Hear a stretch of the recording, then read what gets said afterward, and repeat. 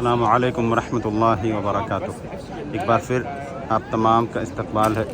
ناظرین، آپ یہاں پہ اللہ رب العزت کے گھر کے مہمانوں اور معتمرین کو دیکھ رہے ہیں۔ ایسی ہی آپ یہاں پہ مستورات کو یعنی عورتوں کو دیکھ رہے ہیں جو اللہ رب العزت کے گھر کا طواف کر رہی ہیں۔ جو لوگ بھی اللہ رب العزت کے گھر کا طواف کرتے ہیں وہ عام طور پہ دعائیں پڑھتے ہیں، جو بھی ان سے ہوتا ہے دعائیں پڑھتے ہیں۔ تو اگر عورتیں اللہ رب العزت کے گھر کا طواف کر رہی ہیں تو پھر وہ بھی دعائیں پڑھتی ہیں، لیکن دعاؤں کے پڑھنے کے سلسلے میں ایک چیز خاص طور سے دھیان دینا چاہیے کہ اگر آپ کے ساتھ لیڈیز ہیں اور وہ دعا پڑھ رہی ہیں تو پھر وہ دعائیں پست آواز میں پڑھیں۔ یہ نہیں کہ جس طرح سے مرد ہوتے ہیں وہ دعا بلند آواز سے پڑھتے ہیں، دعا بلند آواز سے دعا کرتے ہیں، تو ایسی ہی عورتیں بھی بلند آواز سے دعا کریں۔ نہیں، یہ صحیح نہیں ہے، بلکہ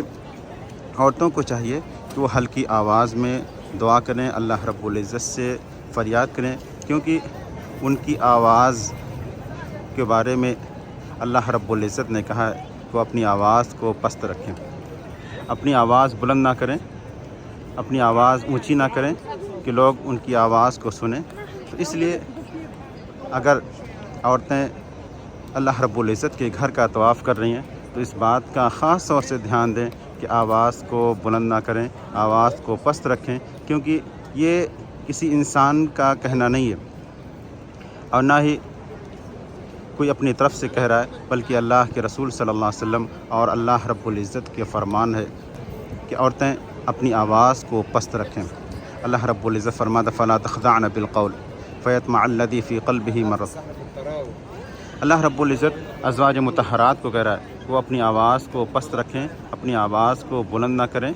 تو جب ازواج مطہرات جو اللہ کے رسول صلی اللہ علیہ وسلم کی بیویاں ہیں ان کے بارے میں اللہ رب العزت کہہ رہا ہے، تو عام لوگوں کے بارے میں وہی حکم ہوگا جو ازواج مطہرات کو اللہ کے رسول صلی اللہ علیہ وسلم کی بیویوں کو کہا گیا ہے کہ عورتیں اپنی آواز کو پست رکھیں، اپنی آواز کو بلند نہ کریں، کیونکہ یہ شریعت کا حکم ہے، اور جو کوئی بھی شریعت کے حکم کی خلاف ورزی کرے گا تو وہ جانتا ہے کہ اللہ کے رسول صلی اللہ علیہ وسلم کی بتلائی ہوئی تعلیمات کی مخالفت کرنے اور اللہ رب العزت نے جو حکم دیا ہے اس کو نہ ماننے کی صورت میں کیا انجام ہے، اللہ رب العزت نے کیا کیا وعید سنائی ہے، کیا کیا دھمکیاں دی ہیں، کن کن چیزوں سے کن کن عذاب سے ڈرایا ہے۔ تو ہمیں ان سب چیزوں سے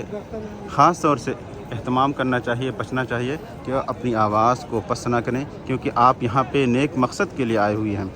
عمرہ کرنے کے لیے آئے ہوئے ہیں، اللہ رب العزت کے گھر کا طواف کر رہی ہیں۔ اس لیے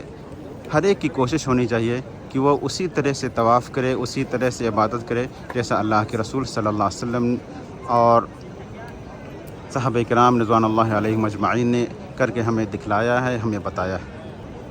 تو ناظرین، یہ تھا طواف کے دوران آواز کو پست کرنے کے متعلق ویڈیو۔ امید کہ آپ کو پسند آئے گا۔ ملتے ہیں انشاءاللہ کسی دوسرے ویڈیو میں، تب تک کے لیے اجازت دیں۔ السلام علیکم ورحمۃ اللہ وبرکاتہ۔